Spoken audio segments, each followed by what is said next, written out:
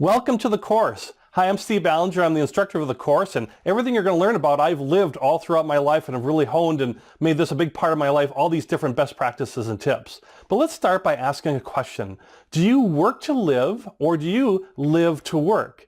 The idea behind that is, yes, we might enjoy our professional lives, we might enjoy our work, but there's a bigger life outside of work. And the idea is we want to work, but we want to have that bigger life too. And this whole course is filled with great best practices and tips and ideas to help you to achieve that and to be successful in that, in both your work life and in your personal life too, kind of combining together. So we take a quick overview of the course here, and we'll move quickly through each of these different lessons. It doesn't take long. You can pretty much complete it in one sitting. And it's all about best practices, tips, ideas, concepts, things that you can immediately apply and use right away.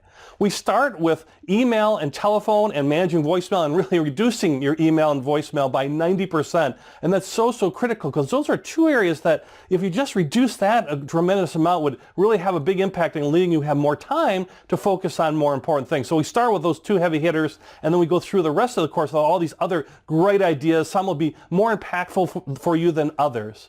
Another idea as you go through the course too is to take quick notes. Just have a little notepad next door while you're watching the course and take a quick note like, oh, I like that idea. I think I'll try that one. And if there's an idea you don't like as much, then don't put it on your notepad. But that way you're able to watch and capture some quick ideas really easily by just taking a quick note.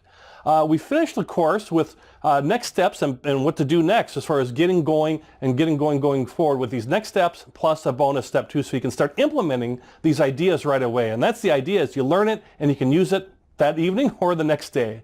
Well, other than that, we don't have really a lot of time to spend on introduction, right? Maybe towards the end of the course we'll have more time, we could spend more time on introductions. But right now, let's get started and learn some best practices and getting started right now with your first lesson.